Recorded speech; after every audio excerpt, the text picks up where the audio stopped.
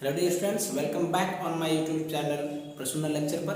तो आज हम लोग एक बहुत ही इंपॉर्टेंट टॉपिक क्लास 12 का जिसका नाम है ट्रांसफॉर्मेशन ऑफ सेंटेंसेस, ये आज हम लोग डिस्कस करने वाले हैं। तो चलिए आप इसको कंप्लीट समझने तक आराम से एंड तक बने रहिए। चलिए देखते हैं हम लोग। इधर ध्यान दीजिए। देखिए ट्रांसफॉर्मेशन जो है इसको हम लोग क्रैक करते हैं, कोशिश करेंगे कि जो इसका मीनिंग है इसके अंदर जो हम लोगों को रीड करना है, जो स्टडी करना है उसको यहीं पे समझ लें, क्योंकि किसी भी टॉपिक का स्टार्टिंग उसका बेस होता है। चलिए देखिए, ट्रांस और फॉर्मेशन, ठीक है। ये जो ट्रांसफॉर्मेशन है दो वर्ड से मिलकर के बना है, ठीक है। ट्रांस और फॉर्मेशन। ट्रांस का मतलब होता है to change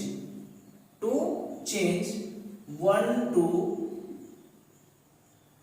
another structure or languages,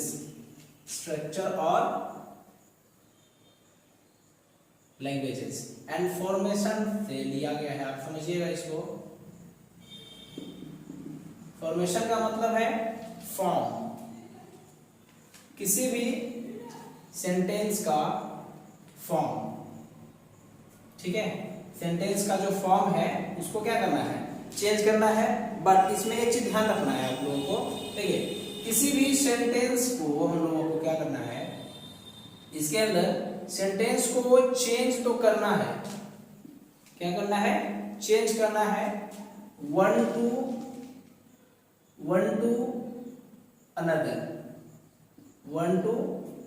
another, but इसमें एक चीज ध्यान रखना है, बट द मीनिंग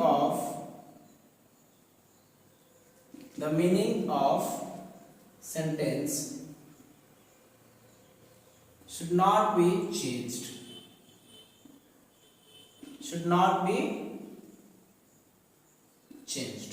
याद रखिए, आराम से समझिए इसको।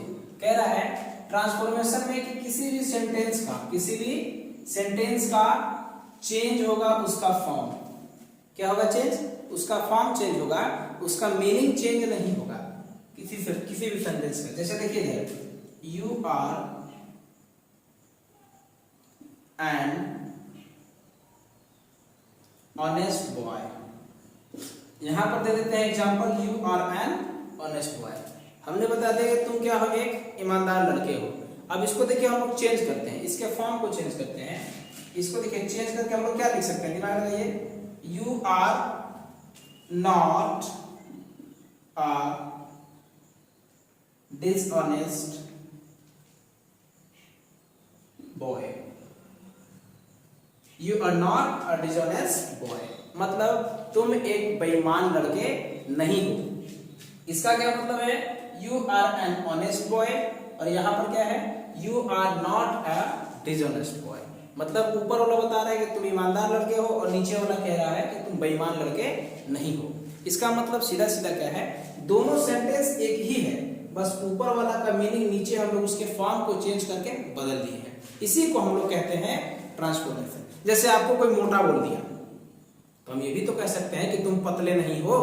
इसका मतलब क्या निकला, सीधा सीधा तुम मोटे हो। वही बात को लेकर के चलना है। इस ट्रांसफॉर्मेशन के अंतर्गत सेंटेंस को हम लोग चेंज करते हैं, सेंटेंस को क्या करते हैं, चेंज करते हैं, बट उसका मीनिंग जो है कभी भी चेंज नहीं होना चाहिए, ठीक है। तो चलिए हम लोग आगे देखते हैं इसमें, और हम लोगों को क्या क्या पढ़ना है इसका आप एक स्क्रीनशॉट ले लीजिए, ठीक है, नोट भी कर सकते हैं। चलिए आगे हम लोग अभी पढ़ते हैं इसी में। देखिए एक आता है हम लोगों का एडवर्ब ऑफ टू। लोग इसको रिमूवल ऑफ टू इसके नाम से भी जानते हैं, बट टू जो है टी डबल ओ रियल में एक क्या है, एडवर्ब है, ठीक है। एडवर्ब का मतलब होता है, एडवर्ब जो है एड प्लस वर्ब से मिलकर के बना है, और एड का मतलब एडजेक्टिव। एड का मतलब क्या है, एडजेक्टिव, ये वर्ब, ठीक है। ऐसे ऐसे वर्ड जो किसी वर्ब का एडजेक्टिव हो, यानी जो किसी एक वर्ब का विशेषता बताता है, उसके बारे में क्वालिफाई करता है, उस वर्ड को हम क्या बोलते हैं? एडवर्ब बोलते हैं। ठीक है, तो चलिए देखिए हम लोग इसको किस तरीके से रिमूव करना है। चलिए हम लोग उधर नहीं देखना है, मेन पॉइंट पे आते हैं, रिमूवल ऑफ टू। जैसे एक सेंटेंस आपको मिल गया, you are too weak to work hard. You are too weak to work hard, ये हमारा जो है क्या है? एक सेंटेंस है। ठीक है, अब इसको हम लोगों को ट्रांसफॉर्म करना है, चेंज नहीं करना है। चेंज वाली बातें हम लोग नहीं बोलेंगे, ट्रांसफॉर्म करना है। अब देखिए इसको करना क्या है, सीधे सीधे अगर ट्रांसफॉर्म करके हम लोग लिखेंगे तो क्या हो सकता है, एक एग्जांपल मैं बता रहा हूं, अभी आपको रूल बता दूंगा। जैसे देखिए यू आर, टू को हम लोगों को चेंज कर देना है सो में, टू को किस में चेंज करना है? सो में चेंज करना है। और इसको जैसे तैसे लिखिए एडजेक्टिव को, यू आर सो वीक, लिख दिए। अब इस टू के बदले में लाइए दैट, क्या लाइए? दैट, कुछ नहीं करना है, टी डबल ओ को सो में चेंज कर देना है, और टी ओ जो ये इंफिनिटिव है, ये आपका एडवर्ब है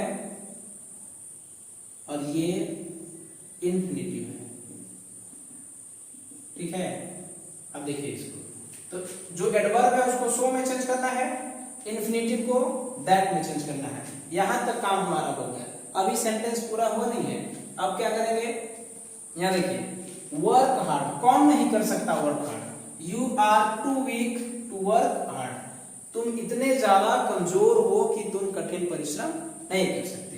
तो इसे बता दिए you are so weak that. अब इसके बाद दैट के बाद जो सब्जेक्ट था हमारा, इसका एज इट इज जो सब्जेक्ट होगा उसका जो प्रोनाउन बनता है, उस प्रोनाउन को यहाँ पे सब्जेक्ट के रूप में लिखेंगे। जैसे अगर मान लीजिए नेम आ गया सीता, ठीक है, तो सीता का यहाँ पर हम लोग सीता नहीं लिखेंगे, शी लिखेंगे।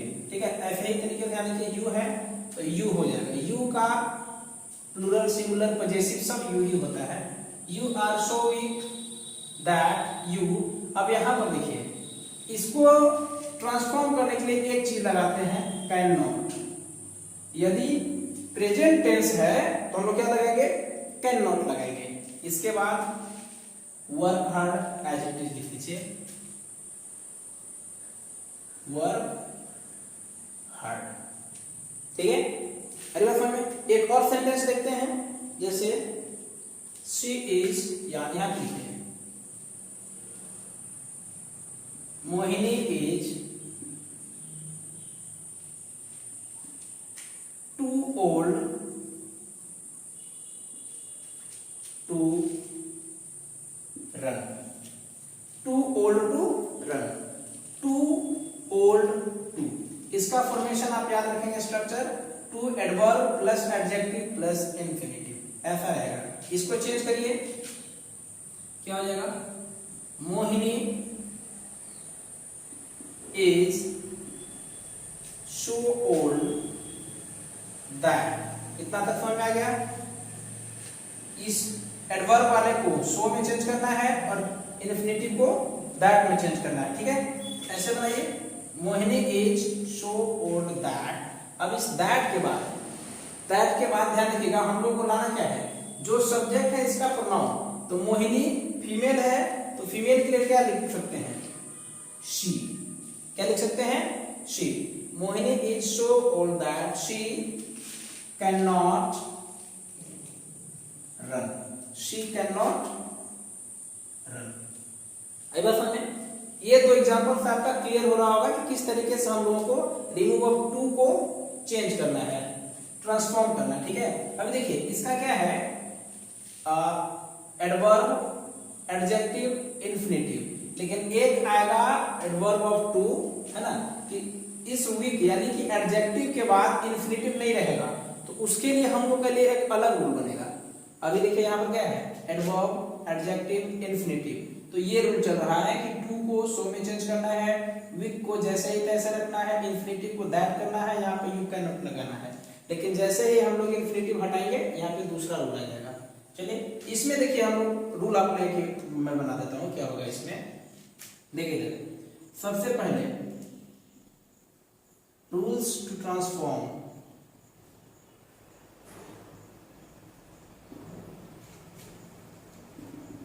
ये हो जाएगा। इसमें देखिए फर्स्ट पहले क्या करना है, जो 2 है हमारा उसको चेंज कर देना है 100 में। किसमें चेंज करना है? 100 में, है ना। फिर जो सेकंड नंबर पे है आपका इन्फिनेटिव जो है 2 वाला, ये चेंज हो जाएगा दैट में, ठीक है। थर्ड रूल आपके पास मैं बता दे रहा हूं, थर्ड में क्या होगा, सब्जेक्ट के अकॉर्डिंग, किसके? सब्जेक्ट के अकॉर्डिंग, ठीक है। दैट के बाद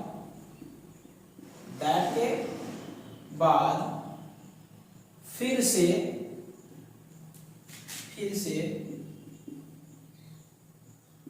सब्जेक्ट का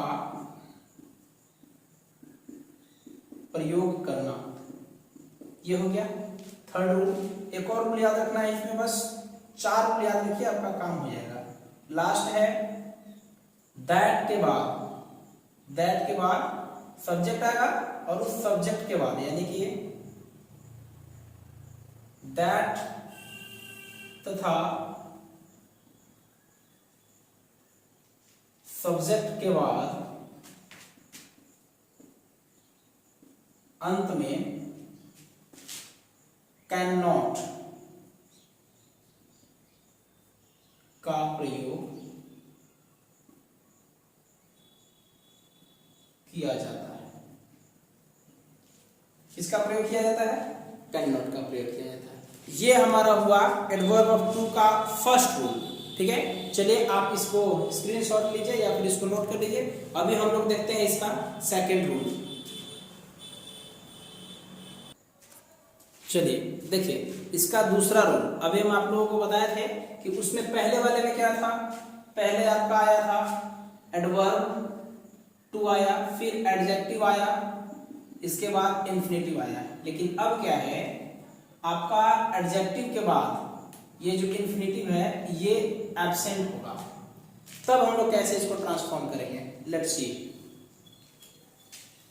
देखिए एक सेंटेंस हम लोग लिखते हैं, जैसे ही इज टू वीक। एक सेंटेंस हमने यहां लिख दिया, he is too weak, he is too weak. He is weak सही है, वो कमजोर है, लेकिन ही इज टू वीक बहुत ज्यादा कमजोर है, इतना ज्यादा कमजोर है कि नॉर्मल वर्क भी नहीं कर सकता है। इस तरीके से इसको देखिए कैसे हम लोगों को चेंज करना है। पहले मैं इसको डिडक्टिव तरीके से बताता हूं, जैसे इसको ट्रांसफॉर्म करते हैं, ही इज, इसको हमको उसी में बदलना है सो, ठीक है। या इसको सो ना करके आप यहाँ पे दिमाग लगाइए, इसको जो है कंपैरेटिव डिग्री में रखा जाता है। इसमें रखेंगे हम लोग कंपैरेटिव डिग्री में। तो यहाँ पे लगाइए वीक है, तो वीक का हम लोग कंपैरेटिव डिग्री में वीकर तो होगा नहीं, ठीक है। इसलिए हम लोग क्या लगाएंगे, मोर वीक।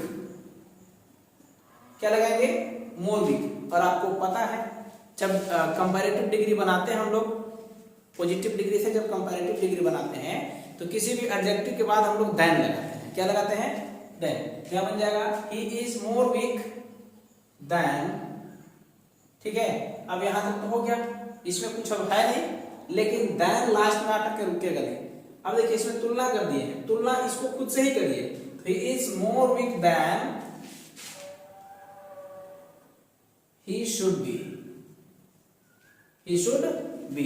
कह रहा है कि वह जितना उसको होना चाहिए था उससे ज्यादा कमजोर है, जितना होना चाहिए उससे ज्यादा कमजोर, मतलब नॉर्मल जितना होना चाहिए उससे भी क्या है, ज्यादा कमजोर है। इसमें देखिए एक और मैं दे देता हूं एग्जांपल, समझिए। एक और एग्जांपल लीजिए इसका, it is too shocking, it is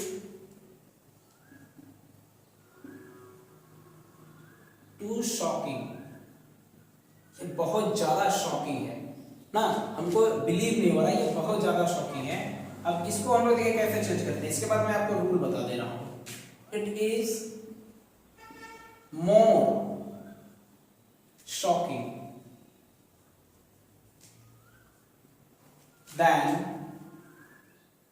then क्या लगाएंगे, ही शुड बी। चलिए ही शुड लगाएंगे, कोई दिक्कत नहीं है, लेकिन इसके साथ एक और कॉम्प्लीमेंट है, it is more shocking than it is proper. It is proper. देखिए ही शुड भी यहां नहीं है, यहां पे इट लगा हुआ है। क्या लगा हुआ है, इट, लेकिन यहाँ पे सब्जेक्ट हमारा ही है, इसलिए यहाँ पर ही शुड भी लगा दिए। यहाँ सब्जेक्ट इट था इसलिए इट लगा दिए। अगर यहाँ सब्जेक्ट होता ही इज टू शॉकिंग, है ना, यहाँ पे लगा देते he is more shocking than he is proper, या वहां पे ही को हटा करके इट ही लगाएंगे, ठीक है। और जब इट इज प्रॉपर लगाना होगा तो यहाँ पर दोबारा सब्जेक्ट को नहीं रखना, पुट अप करना है, इसको ध्यान में रखिएगा। इसलिए आप लोग हमेशा इसका यूज करेंगे। जैसे देखिए यहाँ आपको दे दिया गया है ये जो सब्जेक्ट, अगर यहाँ पर यू रहता, क्या रहता, यू, तो यहाँ पर क्या हो जाएगा, यू, ठीक है। इसी तरीके से आप जो है अपना बना लीजिएगा। अभी मैं देखो रूल बता देता हूँ। रूल्स क्या है इसके, ठीक है। देखिए फर्स्ट रूल में लिखिए, एडवर्ब टू को कंपैरेटिव में चेंज कर देना है, कंपैरेटिव लिखिए, ठीक है। इसके बाद एडजेक्टिव के बाद हम लोगों को ना दूसरा रूल, एडजेक्टिव के बाद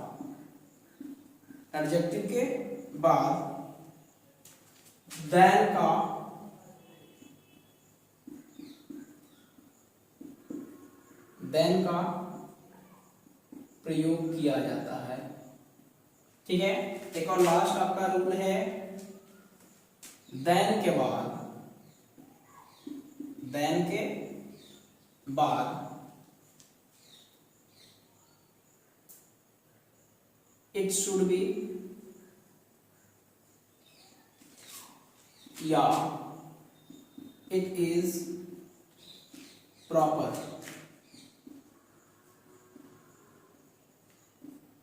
का प्रयोग किया जाता है,